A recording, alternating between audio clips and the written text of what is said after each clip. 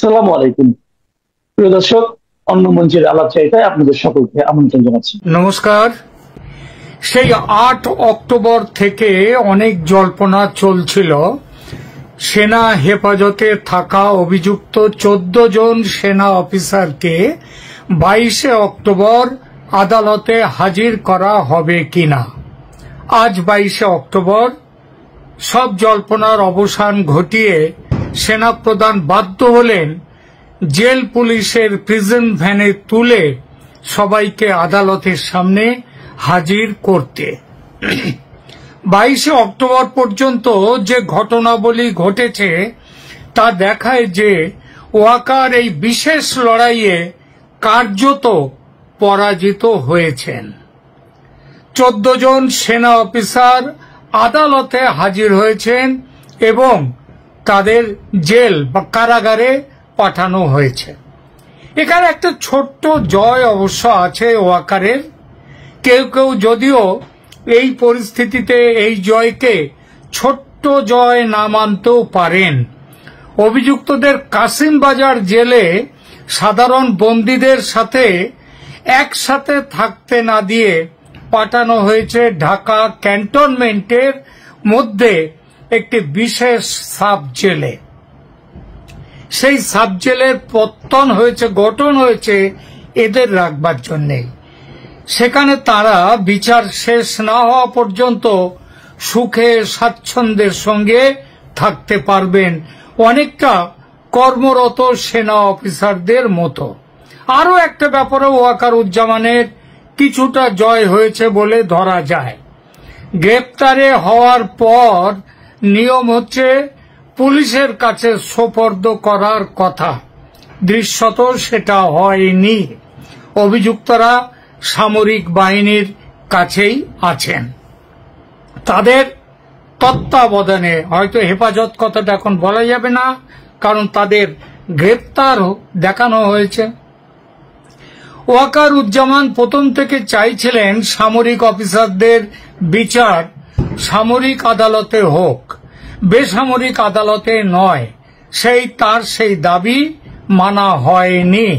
তবে ফ্যাসিস্ট হাসিনার সহযোগী হওয়ার অভিযোগ রয়েছে যে অফিসারদের বিরুদ্ধে, তাদের কাসিমবাজার যাত্রার হাত থেকে বাঁচিয়ে দেওয়াটা বাংলাদেশের বর্তমান রাজনৈতিক ও আইনি পরিস্থিতিতে ওয়াকারুজ্জামানের সামান্য হলেও জয় বলে ধরা ন্যায়সঙ্গত।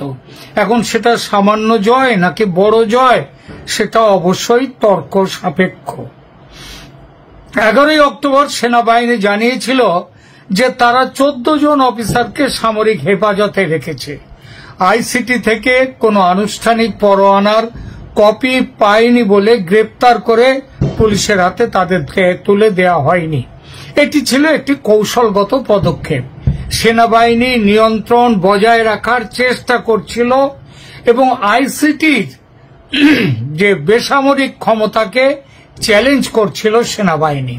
তবে আইসিটিও দৃঢ় অবস্থান বজায় রেখেছে। প্রধান প্রসিকিউটর তাজুল ইসলাম ক্রমাগত অফিসারদের আদালতে হাজির করার দাবি জানান এবং হুঁশিয়ারি দেন যে 22 অক্টোবর হাজির না হলে তাদের পলাতক ঘোষণা করা হবে। ওয়াকারের তীব্র বিরোধিতা সত্ত্বেও 22 অক্টোবর সকাল 7টায় অভিযুক্ত অফিসারদের শক্ত নিরাপত্তায় আদালতে নিয়ে যাওয়া হয় এবং তাদের জেল হাজতে পাঠানো হয়। আগেই বলেছি, এই পরাজয়ের একমাত্র সান্ত্বনা হল যে অফিসারদের ঢাকা ক্যান্টনমেন্টের মধ্যে একটি সাব জেলে রাখা হয়েছে, সাধারণ বন্দীদের সাথে কাসিমপুর কারাগারে নয়, এবং সামরিক কর্তৃপক্ষই তাদের দেখাশোনা করবে, পুলিশ নয়। এটা ছিল ওয়াকারের কূটনৈতিক সফলতা। কিভাবে? তিনি ও principal staff officer lieutenant general এস.এম. কামরুল হাসান প্রধান উপদেষ্টা মোহাম্মদ ইউনূসের সাথে এই বিষয়ে আলোচনা করে একটা সমঝোতায় আসতে পেরেছিলেন। তবু পরাজয়ের পাল্লা যে ওয়াকারুজ্জামানের দিকে ভারী, এটা অস্বীকারের কোনো জায়গা নেই। এই রাউন্ডে তিনি নক আউট হননি অবশ্যই, তবে পয়েন্টে হেরেছেন, কুস্তি কিংবা মুষ্টিযুদ্ধের ভাষায়। আইসিটিতে পরের রাউন্ডের লড়াই মাসখানেক পর, সম্ভবত নভেম্বরের 20 তারিখে। অবশ্য এর মধ্যে জেনারেল জামানের জন্য পরিস্থিতি সঙ্গীন হওয়ার সম্ভাবনা কিন্তু যথেষ্ট। আরও এক বা একাধিক ধাপে গ্রেপ্তারি পরোয়ানা জারি করতে পারে আইসিটি। তার মধ্যে ওয়াকারুজ্জামান এবং তার সঙ্গী বিমান ও নৌবাহিনীর প্রধানদের নামে গ্রেপ্তারি পরোয়ানা বেরোলে লড়াইয়ের মাঠে ওয়াকারুজ্জামানের জেতার জায়গাটা ছেড়ে দিন, লড়াইয়ের জায়গাটাই ভেস্তে যাবে। তখন পয়েন্টে হেরে যাওয়া নয়, নক আউট হবেন, এবং একেবারে প্রথমেই। তেমন পরিস্থিতি ওয়াকারের সামনে এলে, কিংবা আজ যেখানে দাঁড়িয়ে আছে, এখানে কি বিকল্প আছে ওয়াকারুজ্জামানের সামনে? আইসিটির বিরুদ্ধে এই পর্বের লড়াইয়ে পরাজয়ের পর ওয়াকারুজ্জামানের সামনে মূলত 3টি বিকল্প রয়েছে। 1, মার্শাল ল ঘোষণা বা সামরিক অভ্যুত্থান। তাত্ত্বিকভাবে ওয়াকার রাষ্ট্রপতি মোহাম্মদ শাহাবুদ্দিনের উপর চাপ সৃষ্টি করে জরুরি অবস্থা ঘোষণা করতে পারেন এবং সামরিক নিয়ন্ত্রণ গ্রহণ করতে পারেন। এই সুবিধা তার আগেই ছিল, তিনি নেননি। বাংলাদেশের সংবিধানের 58 অনুচ্ছেদ রাষ্ট্রপতিকে জরুরি ক্ষমতা গ্রহণের অনুমতি দেয় যদি সাংবিধানিক যন্ত্র ভেঙে পড়ে। এই সাংবিধানিক যন্ত্র তো আজ ভাঙেনি, এটা গত বছর আগস্টেই ভেঙে পড়েছিল। যে সরকার দেশে আছে সেটা তো সংবিধান বহির্ভূত। এই সরকারকে ভাঙতে গেলে যারা সংবিধানের ধারা উপধারার তত্ত্ব তালাশ করবেন, আলোচনা পর্যালোচনা ইত্যাদি করবেন, তা দেখে একটা কথাই বলা যায়, এই সব আলোচনা হলো বেশ্যার সতীপনা। আরো একটা কথা, 2007 সালে সামরিক সমর্থিত তত্ত্বাবধায়ক সরকার অনুরূপ সাংবিধানিক অস্পষ্টতা ব্যবহার করে ক্ষমতা নিয়েছিল। সুতরাং এই সরকারেরও, এই সামরিক সরকারেরও, সামরিক যারা আছেন ক্ষমতায় সামরিক বাহিনীর, তাদেরও সেই রকমই করতে পারেন। ওয়াকার যদিও বারবার বলছেন যে তিনি সেনাবাহিনীকে পেশাদার এবং অরাজনৈতিক রাখতে চান। তিনি বিশ্বাস করেন যে সামরিক শাসন বাঙালিদের সাথে নাকি নয়, ঠিকই ঐতিহাসিক কারণে কাজ করে না।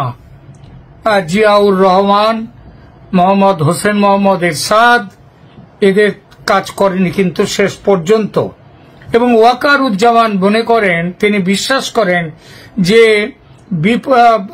এটা বাঙালিদের সাথে ঐতিহাসিক কারণে এটা কাজ করে না। কিন্তু বিপদে পড়লে ভূতেও তো রাম নাম করে, এটা ভুলবেন না। ভূত যদি প্রাণে বাঁচতে রামের নাম নিতে পারে, তাহলে ওয়াকারুজ্জামান মার্শাল লয়ের কথা কেন ভাববেন না? ইউনূস সরকারের বিরুদ্ধে নরম ব্যবস্থা নিয়ে দ্রুত নির্বাচনের জন্য চাপ দিতে পারেন, এটা দ্বিতীয় বিকল্প। অন্তর্বর্তী সরকারের আইনি ভিত্তি কিচ্ছু নেই, এই সরকারের কোনো বিশ্বাসযোগ্যতাও নেই মানুষের কাছে। তার উপর জামাত এবং পাকিস্তানের আইএসআই এর হাতের পুতুল হয়ে এই সরকার দেশকে ও দেশের সেনাবাহিনীকে রসাতলে পাঠাচ্ছে। সরকারের বিরুদ্ধে বিএনপি এবং নির্বাসিত আওয়ামী লীগের যে বিপুল সংখ্যক সমর্থক আছে, তাদের নিয়ে সরকারের পতনের জন্য চাপ সৃষ্টি করতে পারে এবং সেটা সেনাবাহিনী তাতে মদত দিতে পারে, যেমনটা হয়েছিল 24-এর অভ্যুত্থানে। বিএনপি এবং আওয়ামী লীগ যে নিজেদের বাঁচাতে একজোট হতে পারে, সেটা যারা অসম্ভব বলবেন তাদেরকে মনে করিয়ে দিয়ে ইতিপূর্বে দেখা গেছে। বিএনপি ডিসেম্বরে 2025-এ নির্বাচনের জন্য চাপ দিয়েছেন এবং সরকারকে সতর্ক করেছে যে সেনাবাহিনীকে বিরক্ত করার মতো পদক্ষেপ না নেয়ার জন্য। ওয়াকার ইতিমধ্যে এই পথে কিছু সফলতা দেখেছেন। তিনি ইউনূসের সাথে বৈঠক করেছেন এবং অফিসারদের ক্যান্টনমেন্টের সাব জেলে রাখার ব্যবস্থা করেছেন। তিনি দেখিয়েছেন যে তিনি আইনের প্রতি শ্রদ্ধাশীল থাকতে পারেন, কিন্তু সেনাবাহিনীর সম্মানও রক্ষা করতেও পারেন। আজকে চারদিকে যেভাবে ওয়াকারের পরাজয় নিয়ে একেবারে এক নাগাড়ে বলা চলছে, তাতে কিন্তু এই প্রশ্নগুলো, এই কথাগুলো কারো মাথায় আসে না। ওয়াকারের শেষ বিকল্প আরো একটি আছে, বর্তমান অবস্থা বজায় রাখা এবং ফেব্রুয়ারি 2026 নির্বাচনের জন্য অপেক্ষা করা। এই বিকল্পটি হল বর্তমান পরিস্থিতি স্বীকার করা এবং ফেব্রুয়ারি 2026-এর অপেক্ষায় থাকা। নির্বাচন কমিশন ইতিমধ্যে নিরাপত্তার জন্য 90,000 থেকে 1 লাখ সেনা সদস্য মোতায়েনের পরিকল্পনা করেছে। এই খবর বাইরেও এসেছে।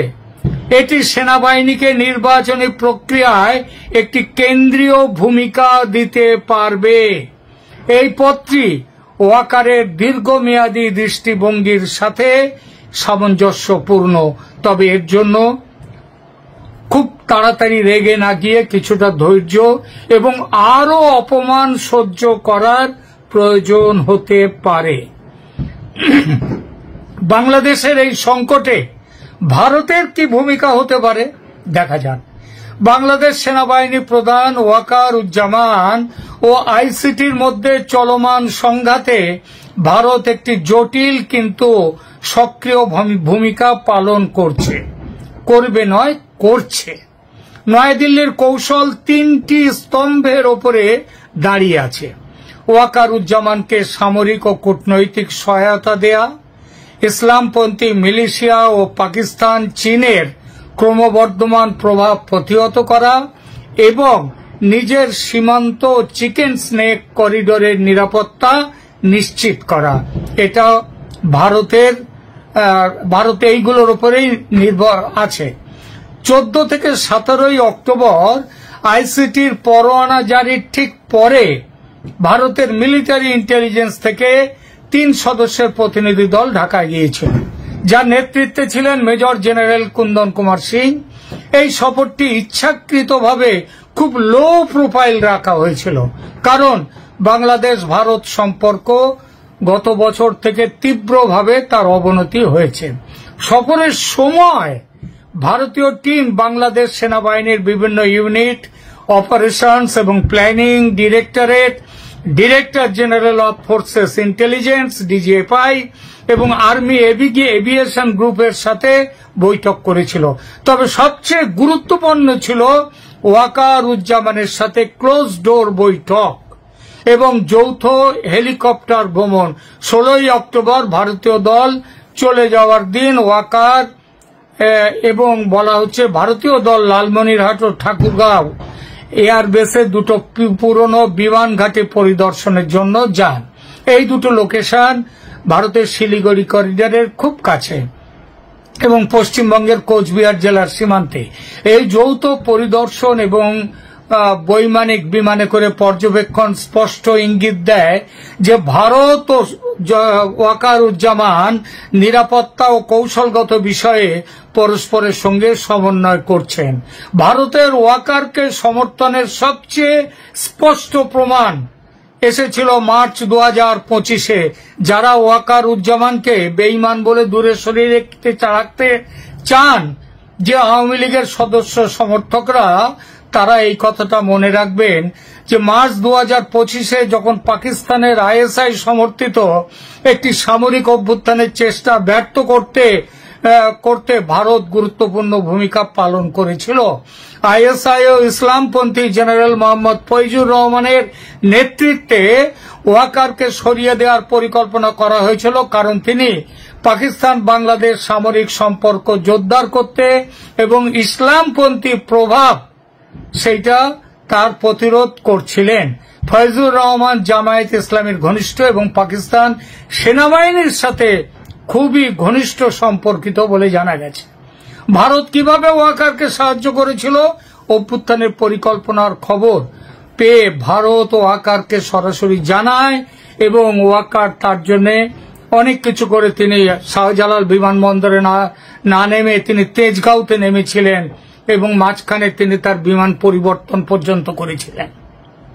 ভারত শিলিগুড়ি করিডোরে 1 লক্ষ থেকে 1.5 লক্ষ সেনা মোতায়েন করেছে, যার মধ্যে Trishakti corps, Rafale jet, S-400 missile system, BrahMos regiment সব রয়েছে।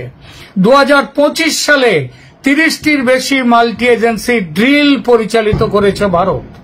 তিস্তা প্রহার এক্সারসাইজে 2025-এ ভারতীয় সেনাবাহিনী পশ্চিমবঙ্গ আসামে একটি বড় সমন্বিত ফিল্ড এক্সারসাইজ পরিচালনা করে, যা সীমান্ত অঞ্চলে যুদ্ধ প্রস্তুতির পরীক্ষা করে।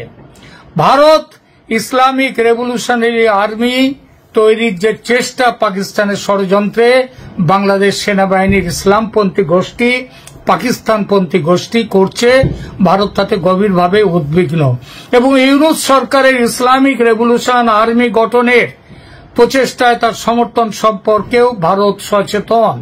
20 অক্টোবর 2025-এ ইউনূস সরকারের উপদেষ্টা আসিফ মাহমুদ সজীব ভুঁইয়া তিনি ঘোষণা করেন যে 8,850 জন মানুষকে 7টি প্রশিক্ষণ কেন্দ্রে মার্শাল আর্ট, জুডো, তাইকোয়ান্ডো এবং আগ্নেয়াস্ত্র প্রশিক্ষণ দেওয়া হচ্ছে।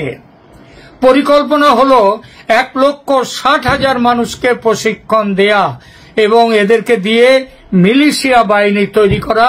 মনে রাখবেন, যেটা বাংলাদেশ সেনাবাহিনীর বর্তমান শক্তির সমান। আগস্ট 2024-এ হাসিনার পতনের পর ভারত প্রাথমিকভাবে ওয়েট অ্যান্ড ওয়াচ কৌশল অনুসরণ করেছিল, তবে ওয়াকারুজ্জামান ও আইসিটির মধ্যে অক্টোবর 2025-এর সংঘাত, পাকিস্তান চীনের ক্রমবর্ধমান প্রভাব এবং IRA গঠন ভারতকে আরো সক্রিয় ভূমিকা নিতে বাধ্য করেছে এবং ভারতের ভূমিকা এখন হচ্ছে ওয়াকারুজ্জামানকে রক্ষা করা, কারণ তিনি একমাত্র ব্যক্তি যিনি বাংলাদেশ সেনাবাহিনীকে ইসলামপন্থী নিয়ন্ত্রণ থেকে রক্ষা করতে পারেন। 2, শিলিগুড়ি করিডোরের সব সুরক্ষিত রাখা, লালমনিরহাট এয়ারবেসের পুনরুজ্জীবন এবং চীনা উপস্থিতি ভারতের জন্য অস্তিত্বগত হুমকি। এবং 3, ইসলামী এই সমস্ত কিছু জন্য ভারত যে জিনিসটা করতে চাচ্ছে সেটা হচ্ছে ওয়াকারুজ্জামানকে হাতে রেখে তাকে সমর্থন দিয়ে এই সমস্যার মোকাবিলা করা, বাংলাদেশকে বাঁচানো। যদি ওয়াকার পরাজিত হন বা সরিয়ে দেয়া হয় তাকে, তাহলে ভারতের কৌশলগত অবস্থান মারাত্মকভাবে ক্ষতিগ্রস্ত হবে। এজন্যই ভারত তাকে গোয়েন্দা সহায়তা, কূটনৈতিক ব্যাকিং এবং যদি প্রয়োজন হয়, আবার বলছি, প্রয়োজন হলে সামরিক সমন্বয়, সামরিক সাহায্য তাকে প্রদান করবে। এখনো করছে, ভবিষ্যতে আরো করবে।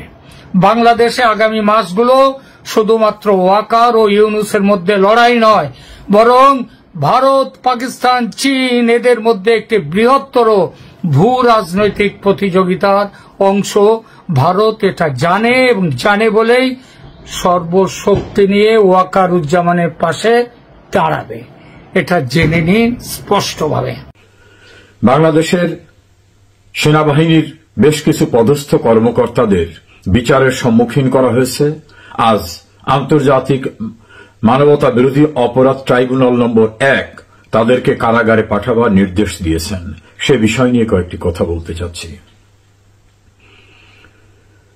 বাংলাদেশের 54 বছরের ইতিহাসে এটি নজিরবিহীন যে একসঙ্গে চাকুরিরত, সদ্য অবসরে যাওয়া এবং সাবেক বিপুল সংখ্যক সেনা কর্মকর্তাদেরকে মানবতা বিরোধী অপরাধের দায়ে অভিযুক্ত করে বিচারের মুখোমুখি করে আদালতে নেওয়া হয়েছে এবং সেখান থেকে কারাগারে পাঠাবার নির্দেশ হয়েছে।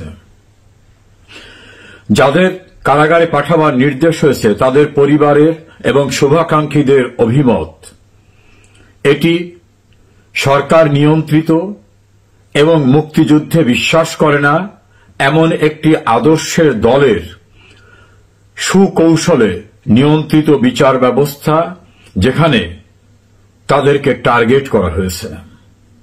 তাদের এই অভিযোগের সপক্ষে বেশ কিছু যুক্তিও তারা উত্থাপন করেছেন। ট্রাইব্যুনালের বিচারক, ট্রাইব্যুনাল যেভাবে নতুন করে তৈরি করা হয়েছে, ট্রাইব্যুনালের প্রসিকিউশন টিম, অভিযোগদাতা এবং সামগ্রিকভাবে এর তদন্ত প্রক্রিয়াকে তারা বলেছেন যে এটা সম্পূর্ণরূপে পক্ষাশ্রিত এবং উদ্দেশ্যমূলক। বিষয়টি আপনারা ভেবে দেখবেন। আমার কাছে যে বিষয়গুলি আলোচ্য মনে হয়েছে, এই সেনা কর্মকর্তাদের কৃতকর্ম যদি অপরাধ হয়ে থাকে, ব্যক্তি পর্যায়ের, সেনাবাহিনীর নয়, এইভাবে কথা বলার যে চেষ্টা করা হচ্ছে, তাহলে একই রকম অপরাধ পূর্বে যারা করেছে তারা কি দায় মুক্তি পেয়ে গেল? বঙ্গবন্ধুকে হত্যার পরে যে সামরিক শাসকরা ক্ষমতা দখল করেছিল, তাদের সময় নির্বিচারে কোর্ট মার্শালের নামে অন্য উপায়ে সেনাবাহিনীর, বিমান বাহিনীর সদস্যদেরকে যে হত্যা করা হয়েছিল, সাধারণ মানুষকে হত্যা করা হয়েছিল, সেই অপরাধ যারা করেছিলেন সেটা কি বিচার্য না, নাকি তারা দায়মুক্ত? 1975 সন থেকে 1979 সাল পর্যন্ত, 79 সালের 6 এপ্রিল পর্যন্ত সামরিক শাসন বলবৎ রেখে বিচারের নামে ক্যান্টনমেন্টে যে অবিচার করা হয়েছিল, পরবর্তীতে সুপ্রিম কোর্ট রায় দিয়েও বলেছে এগুলি বিচার ছিল না, এটা ছিল পরিকল্পিত হত্যাকাণ্ড। তাহলে সেই ঘটনায় যারা জড়িত ছিলেন তাদের বিরুদ্ধে কি তদন্ত হবে না? তাদের কি বিচার হবে না? একই ধারাবাহিকতায় পরবর্তীতে জেনারেল এরশাদ, বেগম খালেদা জিয়ার একাধিক আমল, এই সকল সময়ে যে সহিংসতা হয়েছে, সেনাবাহিনীর ক্ষমতার অতিরিক্ত চর্চা হয়েছে, সেই সময়ে যারা বিভিন্ন দায়িত্বে ছিলেন তাদের বিষয়টা কি মাফ করে দেওয়া হয়েছে? অপারেশন ক্লিন হার্টের মতো ঘটনা কি ভুলে গেছেন আপনারা? যেখানে নির্বিচারে গ্রেপ্তার, নির্যাতন এবং হত্যা করার ঘটনা ঘটেছিল। তাহলে জেনারেল জিয়াউর রহমানের সময় খন্দকার মোস্তাক আহমেদ, বেগম খালেদা জিয়া, তাদের আমলে সেনাবাহিনীর কর্মকর্তারা যারা ক্ষমতার অপব্যবহার করেছিলেন, যে অভিযোগে বর্তমান বিচার হচ্ছে, এর চেয়েও ভয়াবহ অভিযোগের ঘটনা যারা ঘটিয়েছিলেন বলে অভিযোগ রয়েছে, তারা কেন বিচারের আওতায় না?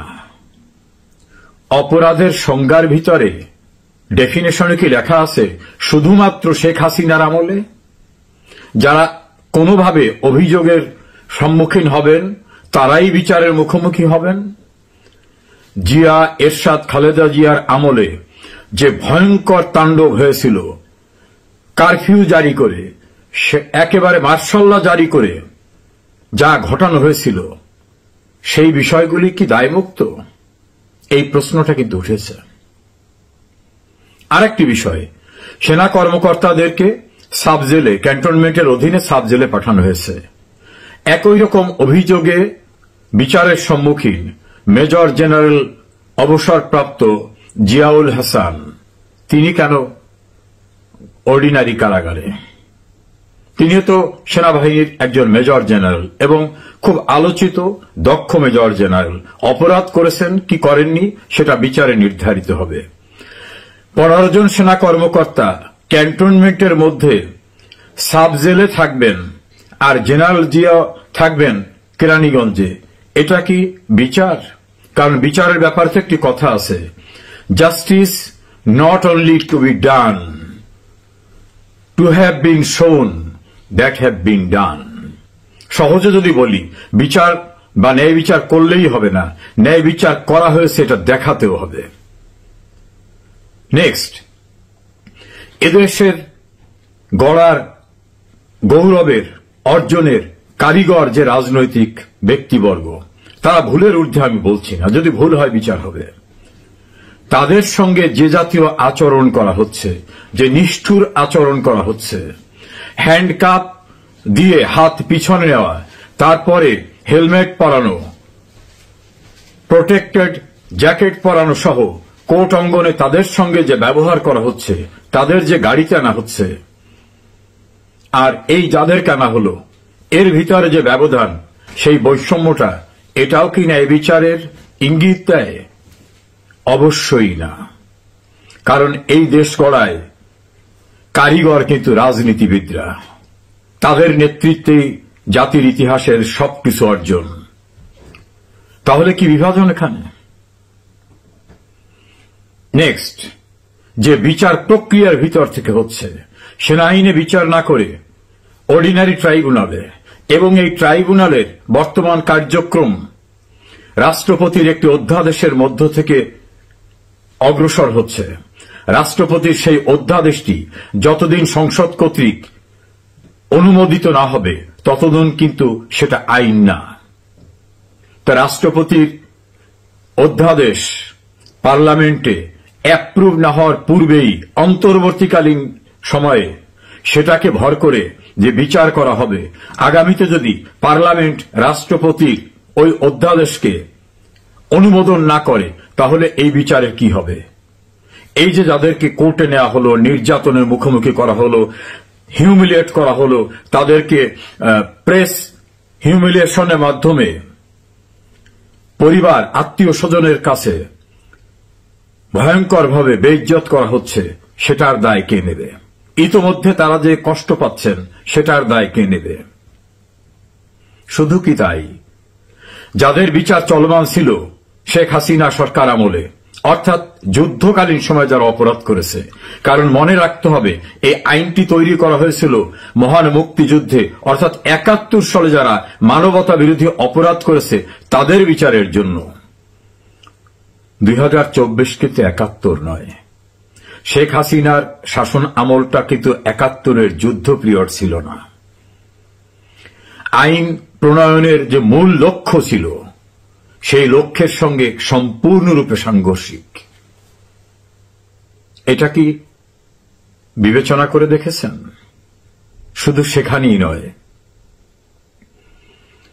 পার্লামেন্ট কি আইনসঙ্গতভাবে বাতিল হয়েছে? নো, কারণ সংবিধান এখন বলবৎ। রাষ্ট্রপতিকে অধ্যাদেশ জারির জন্য বৈধ কর্তৃপক্ষকে অনুরোধ করেছেন? নো, কারণ বৈধ কর্তৃপক্ষ সাংবিধানিকভাবে এখনো শেখ হাসিনা সরকার।